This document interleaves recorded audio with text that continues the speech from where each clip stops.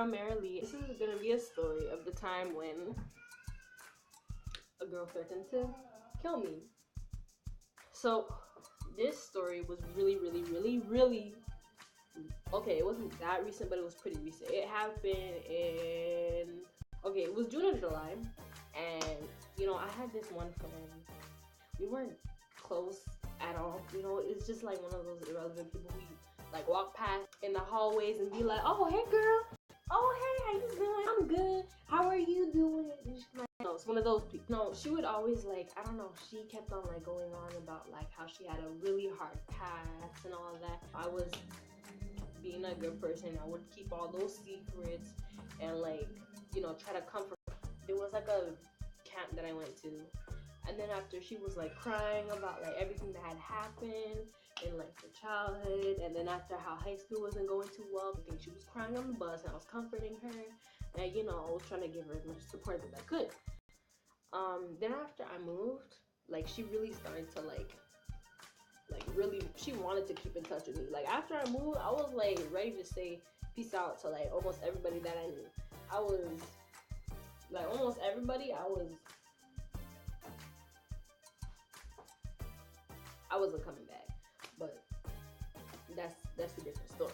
You know, I only kept in touch with like a few people, so she would like talk and like say everything that was going on in her life and all that, all the drama, everything that's happening with her and this guy, her and this girl. I would take the time out of my day to help her out with her situations and seeing how she solved her problems and everything. I would take the time out of my day, my study time, my doing homework time. I could have took that time to study, do my homework, do my own thing, but instead, I put that aside for her.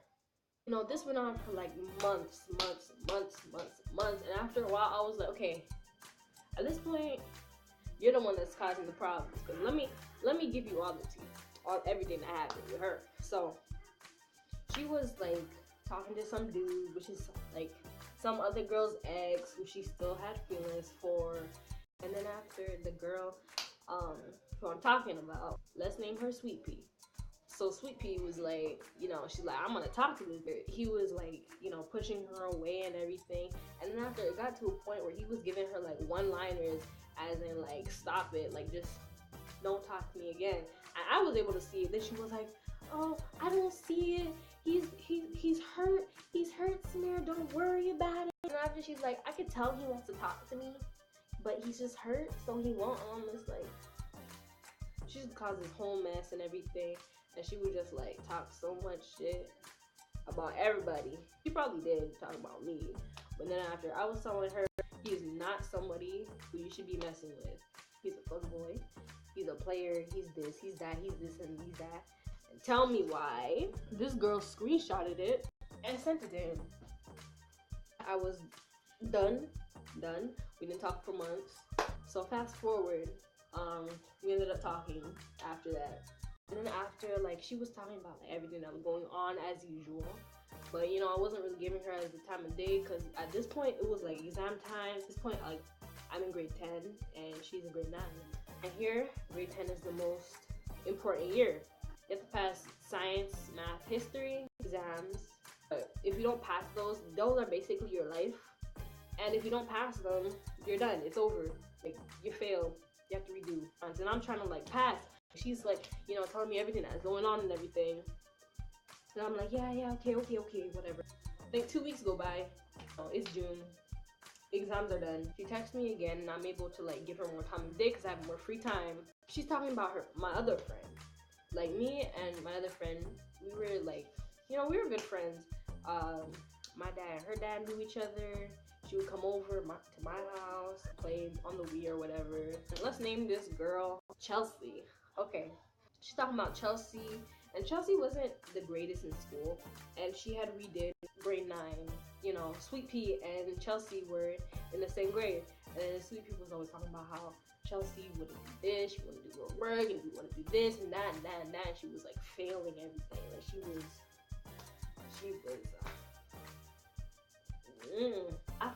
After a while, Chelsea, You know, she was feeling discouraged. Everybody's, you know, a lot of people are like, you know, I'm gonna drop out of school, I'm gonna drop out, I'm gonna do this, I'm gonna drop out. And, you know, but, you know, they're not really serious about it. Sweet Pea and Chelsea's boyfriend were just like, you know, stop. Her marks were not going like that, they were going like that. Then after Sweet Pea was just like, okay, you're just gonna fail again, so just drop out. Like, you don't do that as a friend. You're supposed to be like a support system. You're not supposed to bring down your other friends. If you do that, you're not a friend. You're fake. You're not supposed to bring down your friends like that. That's not something you're supposed to do. Then she was like, oh, what do you know? You weren't there when this happened and this happened. I'm like, I wasn't there, but I know what a friend is though. If my friend was doing horribly, I would never discourage her like that. And I've had friends that I have friends who don't do well in school. Some don't try, some do try. And I still offer that same support. And after she said that, Chelsea dropped out. Chelsea was like, well, she's right. I was like, oh my God. You are stupid. You're not gonna say that to my friend like that. And I'm just like, that's the stupidest thing you can ever say to somebody. Why would you do that? Why would you do this? She was like, well, she might have done it anyway. She's not gonna do this. I'm like, okay, but like, think about her future. Think about her future. What is she gonna like do for a living? And she's like, well, she can work at McDonald's. I'm like, listen, I'm not talking about a minimum wage job. I'm talking about a career. Like, I'm like, she can't even go to like trade school because she doesn't meet the requirements of it. Like, she's in like such a low grade that they won't accept her. Like, trade schools here, like, they need like grade 10, depending what it is, but like the minimum is like your grade 10 stuff. Grade 10, grade 11. Before that, like, what is she gonna do? She can't work at McDonald's her whole life. Her boyfriend's gonna take care of her. Try again. And she's like, well, you weren't there when people were calling her a hoe. You weren't there when people were calling her this. You weren't there when people were calling her that. I'm like, okay, but like, nobody told me this was going on. How am I supposed to know? They live out of town. You didn't tell me. She didn't tell me. So why is it my business? I'm going on and on and on. I'm just like, you know what? I'm over it. I'm done. And that is the end of part 1. That's the end of this story time.